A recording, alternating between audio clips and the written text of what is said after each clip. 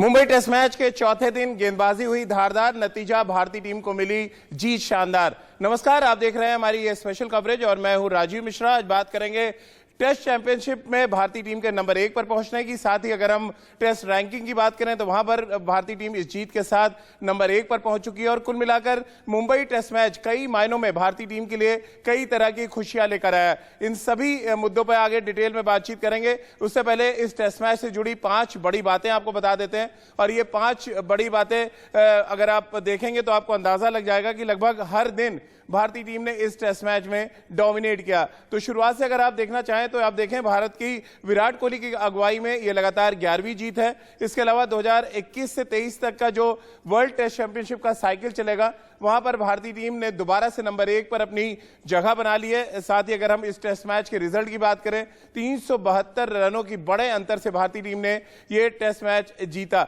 इसके अलावा बात करें अगर हम भारतीय टीम की न्यूजीलैंड के खिलाफ प्रदर्शन की, तो 2 टेस्ट मैचों की ये सीरीज थी और ये सीरीज 1-0 से भारतीय टीम ने अपने नाम की। मैन ऑफ द सीरीज रहे आर अश्विन, लगातार वो भारतीय सरजमी पर मैन ऑफ द सीरीज जीतने का एक रिकॉर्ड बना रहे हैं। साथ ही अगर मैन ऑफ द मैच की बात करें तो मैन ऑफ द मैच का खिताब मयंक अग्रवाल ने जीता, जिन्होंने पहली पारी में 150 और दूसरी पारी में बनाए थे 62 रन। इन सभी मुद्दों पर डिटेल में बातचीत करेंगे। हमारे साथ क्रिकेट एक्सपर्ट्स का एक बड़ा पैनल होगा, इनसे हम बातचीत का सिलसिला शुरू करें उससे पहले एक रिपोर्ट आपको दिखा देते हैं और इस रिपोर्ट को देखकर आपको अंदाजा लग जाएगा कि भारतीय टीम ने टेस्ट मैच के तीनों दिन और चौथे दिन के पहले सेशन में किस तरह से डोमिनेट किया और न्यूजीलैंड को खेल के तीनों डिपार्टमेंट में चारों खाने चित करते हुए न सिर्फ मैच जीता बल्कि सीरीज भी अपने नाम कर ली।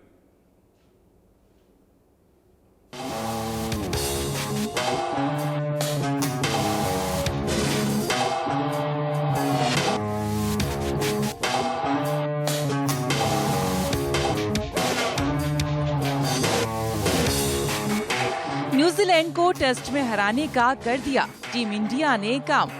मुंबई के वानखेड़े में गूंजा इंडिया इंडिया का नाम।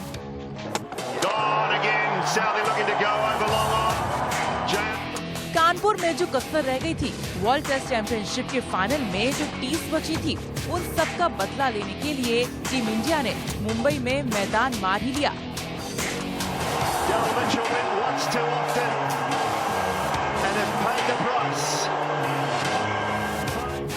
ये जीत स्पिन गेंदबाजों की जीत है, ये जीत तेज गेंदबाजों की जीत है। इस जीत में बल्लेबाजों का भी योगदान है, जिसकी बदौलत अब भारत ने 2 टेस्ट की सीरीज 1-0 से जीत ली है। क्योंकि कानपुर में खेला गया सीरीज का पहला टेस्ट मैच मेहमान टीम बचाने में सफल हो गई थी। यही नहीं, टेस्ट में न्यूजीलैंड के खिलाफ लगातार 3 हार और 1 ड्रॉ के बाद भारत को जीत मिली है। मुंबई में महाजीत इसलिए बड़ी है क्योंकि अच्छी विकेट पर जिस तरह भारतीय बल्लेबाज रन बना रहे हैं, वहां न्यूजीलैंड की टीम का टिक पाना भी मुश्किल हो रहा था।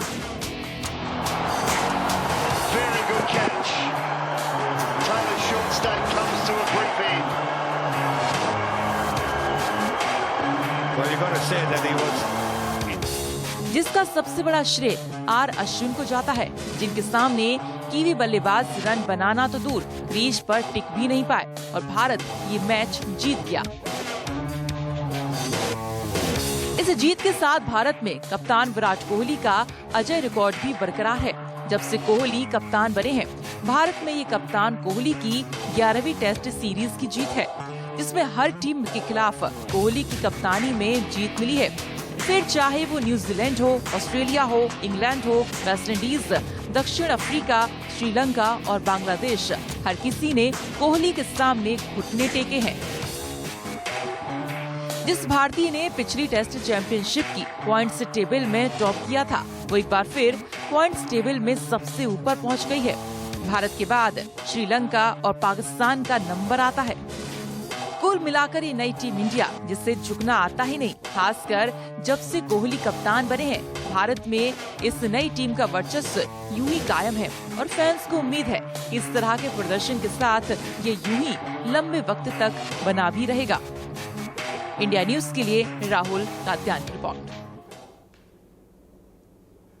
तो टेस्ट रैंकिंग में नंबर 1 पर पहुंच गई भारतीय टीम, और अगर आप टेस्ट चैंपियनशिप के पॉइंट्स पर नजर डालेंगे तो 42 अंकों के साथ भारतीय टीम एक बार फिर नंबर 1 के सिंहासन पर पहुंच चुकी है, और अब बाकी की टीमों से बड़ा मार्जिन में नजर आ रहा है। और अगर कानपुर में मैच जीते होते तो ये मार्जिन शायद और बड़ा हो जाता है। लेकिन अच्छी बात यह है कि राहुल द्रविड़ और विराट कोहली के एरा की एक बहुत शानदार शुरुआत इसको हम कह सकते हैं, और इसी नए एरा पर और बड़ी जीत पर बातचीत करने के लिए हमारे साथ पूर्व सेलेक्टर और क्रिकेटर और अभी कमेंटेटर सबा करीम हमारे साथ जुड़ रहे हैं, और हमारे साथ विराट कोहली के कोच राजकुमार शर्मा जी भी इस समय हमारे साथ जुड़ गए। सबा भाई, नए एरा की शुरुआत धमाकेदार कहा जाए, शानदार कहा जाए, या बहुत धारदार कहा जाए इसको? बयान करना बड़ा कठिन है राजीव। तो मुझे लगता है कि मैं कहूंगा बहुत ही प्रोफेशनल जीत है ये एक धारदार जीत है। हर एक एरियाज में भारत ने मात दी है यहाँ पर न्यूजीलैंड को। एक ऐसा विकेट जहाँ पर भारतीय बल्लेबाजों ने पहली पारी में शानदार रन्स बनाए, उसी के हिसाब से अगर हम देखें तो पूरी की पूरी न्यूजीलैंड की टीम दोनों पारियों में एक प्रकार से धाराशायी हो गई। कठिन विकेट में, चैलेंजिंग कंडीशंस में भारत के पास ज्यादा सुपीरियर क्वालिटी थी बल्लेबाजों की, इसी वजह से भारत ने ये रन्स बनाए यहाँ पर। भारत के स्पिनर्स ने शानदार गेंदबाजी की। पहली पारी में मोहम्मद सिराज ने जानदार गेंदबाजी की, और उसी वजह से भारत यहाँ पर इतना आगे रहा न्यूजीलैंड से। तो ये दर्शाता है कि अगर आप सही स्पोर्टिंग विकेट्स बनाएंगे वहां पर, चूंकि हमारे अंदर इतनी ज्यादा क्वालिटी है, तो हम इस प्रकार के विकेटों पे भी बड़ी से बड़ी टीमों को मात दे सकते हैं। बिल्कुल, और जो बात सबा भाई आप कह रहे हैं वही बात विराट कोहली ने भी अपने प्रेस कॉन्फ्रेंस में कहा। उन्होंने कहा कि एक स्पोर्टिंग विकेट था जहां पे तेज गेंदबाजों के लिए भी चांस था विकेट लेने का, और स्पिनर्स के लिए तो हमेशा भारत में चांस रहता है, और आपको ऑलराउंड खेल अच्छा करना पड़ेगा तभी आप अपने ओपोनेंट को हरा पाएंगे। राजकुमार सर, और ये विराट ने जो बात कही, सबा भाई शायद उसी को आगे कंटिन्यू कर रहे थे, और वाकई ये नहीं कह सकते बहुत बड़े टर्नर पे हमने मैच जीता। हमने ऑलराउंड प्रदर्शन करके न्यूजीलैंड को न सिर्फ यहां हराया बल्कि कानपुर में भी पूरी तरह शिकंजे में रखा हुआ था। बिल्कुल राजीव, बहुत शानदार क्रिकेट खेली है भारतीय टीम ने, और शायद वो बहुत अच्छे से तैयार थे न्यूजीलैंड के लिए, क्योंकि काफी हम उनसे मैचेस हार चुके हैं, और शायद रिटायरमेंट थी भारतीय टीम की इनके खिलाफ अच्छा करना है, और तीनों ही डिपार्टमेंट में भारत ने बेहतरीन प्रदर्शन किया।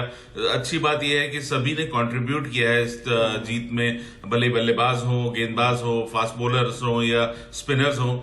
तो और एक स्पोर्टिंग विकेट जिसपे सभी के लिए पूरा मौका था, लेकिन भारतीय टीम ने दिखाया कि वो बहुत सुपीरियर थी न्यूजीलैंड के मुकाबले, और न्यूजीलैंड कहीं भी किसी भी डिपार्टमेंट में भारत के आगे टिक नहीं पाई।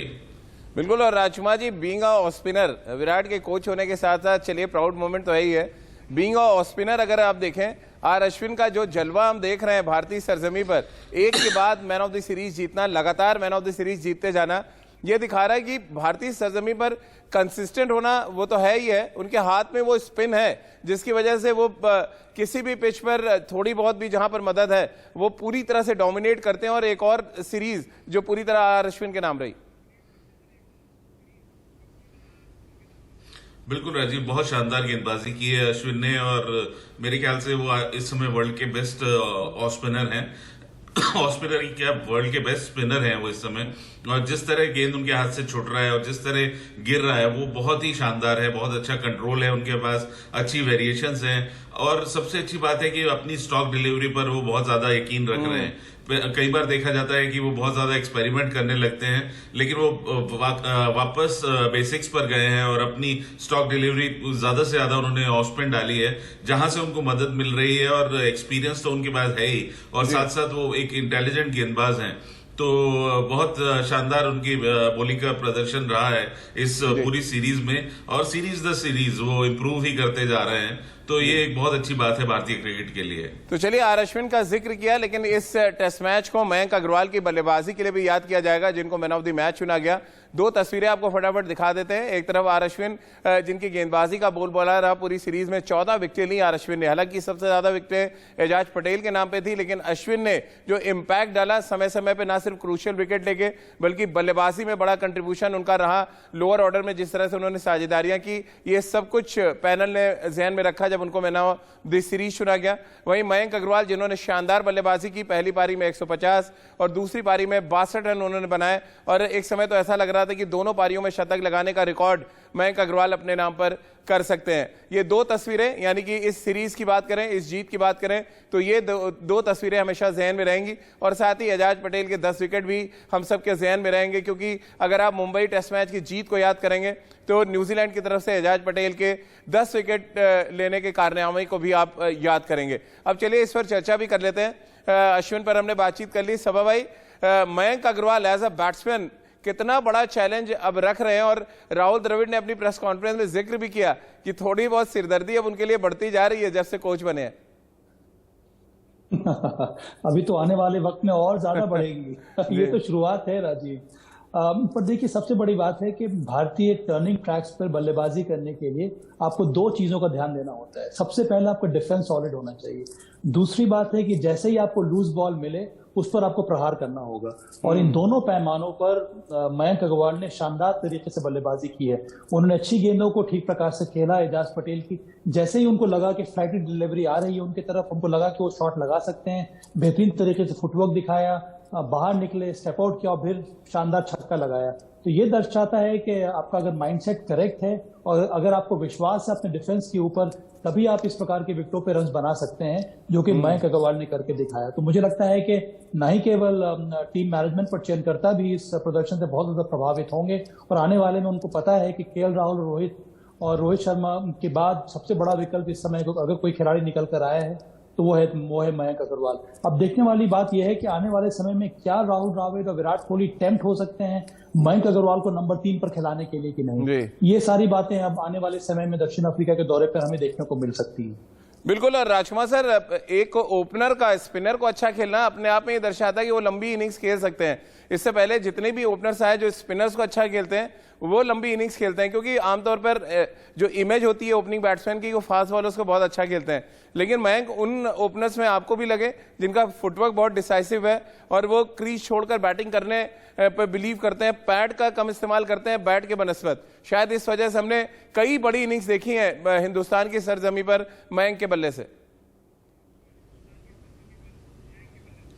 बिल्कुल राजीव, आपने ठीक कहा, और ये बहुत अच्छी बात कही आपने कि अक्सर देखा जाता है कि जो ओपनर होते हैं वो फास्ट बॉलिंग तो बहुत अच्छी खेलते हैं, लेकिन जैसे स्पिनर आते हैं तो उनको काफी मुश्किलें होती हैं। लेकिन यहाँ पर मयंक अग्रवाल फास्ट बॉलिंग तो अच्छी खेलते ही हैं, लेकिन उससे भी अच्छा वो स्पिन गेंदबाजी खेलते हैं, क्योंकि बहुत अच्छा फुटवर्क है उनके पास। और जैसे ही कोई भी फ्लाइट करता है तो वो स्टेप आउट करते हैं, खड़े होकर नहीं खेलते। और साथ साथ उन्हें भरोसा है अपने डिफेंस के ऊपर। स्पिन पे कितना ही बॉल स्पिन हो रहा है, सिली पॉइंट शॉर्ट लेग खड़ा हुआ है, लेकिन उन्हें भरोसा है कि मैं डिफेंस करूंगा तो वो सिली पॉइंट या शॉर्ट लेग में नहीं जाएगा। तो बहुत डिसाइसिव उनका फुटवर्क है। तो मैं कहूंगा एक शानदार बल्लेबाज हैं, जो ऑलराउंड बल्लेबाज हैं, वो जो फास्ट बॉलिंग भी अच्छी खेलते हैं, स्विंग अच्छा खेलते हैं और साथ साथ स्पिन भी अच्छी खेलते हैं। सभा भाई, राहुल द्रविड़ ने पोस्ट मैच प्रेस कॉन्फ्रेंस में कहा कि कुछ कड़े फैसले वो लेंगे। अब कड़े फैसले क्या सीनियर बल्लेबाजों को ड्रॉप करके होगा, क्योंकि पहले मैच में श्रेयस अय्यर रन करते हैं, दूसरे में मयंक अग्रवाल रन कर देते हैं, और सीनियर बल्लेबाजों की बात करें तो कोई भी कंट्रीब्यूशन नहीं था इस जीत में। क्या इस वजह से राहुल द्रविड़ को यह स्टेटमेंट देना पड़ा? हाँ, जो स्थिति पनप रही है इस समय भारतीय टीम में, राहुल द्रविड़ को भी मालूम है, क्योंकि उन्होंने कितना समय गुजारा है इंडिया ए के साथ। कई ऐसे प्लेयर्स हैं जिन्होंने उनको बहुत ज्यादा प्रभावित किया है, और उनको लगता है कि अंतर्राष्ट्रीय स्तर पर ये खिलाड़ी के पास टेम्परामेंट है, माइंडसेट है, तकनीक है, जो आने वाले समय में रन बना सकता है।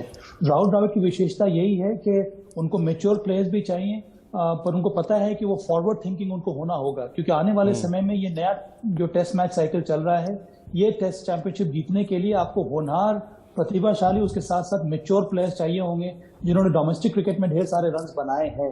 तो इसी वजह से मुझे लगता है कि आने वाले समय में हमें कुछ बड़े परिवर्तन भी देखने को मिल सकते हैं, और हो सकता है कि ऐसे खिलाड़ी जो डोमेस्टिक में या फिर इंडिया ए में अच्छा परफॉर्म कर रहे हैं उनको ज्यादा मौका मिलेगा आने वाले समय में। राजकुमार जी, चलते चलते बड़ी अच्छे जेस्चर दिखा रही है राहुल द्रविड़ जब से टीम के साथ जुड़े हैं। कानपुर में हमने देखा है उन्होंने इनाम दिया जो पिच क्यूरेटर थे वहां पे कि एक स्पोर्टिंग विकेट बनाया, जहां पे 5 दिन टेस्ट मैच चला। अब यहाँ पे भले ही चौथे दिन के पहले सेशन में टेस्ट मैच खत्म हुआ, लेकिन पूरी की पूरी टीम इंडिया ने मिलकर पिच क्यूरेटर को सम्मानित किया। ये एक नई शुरुआत इसको आप देख रहे हैं, या किस तरह से आप देखते हैं? टेस्ट मैच एक 5 दिन चलता है, दूसरा चौथे दिन के पहले सेशन में खत्म होता है, लेकिन जो जेस्चर है कोच का वो वैसे का वैसा ही। नहीं, बहुत अच्छी बात है राजीव, और बहुत मेहनत की जाती है क्यूरेटर द्वारा, बहुत मेहनत करते हैं वो, और चाहते हैं कि अपनी होम टीम जीते, और उसी के मद्देनजर वो स्पोर्टिंग विकेट बनाते हैं, एक अच्छी विकेट बनाते हैं जिस जहाँ पे होम टीम को थोड़ा एडवांटेज जरूर होता है।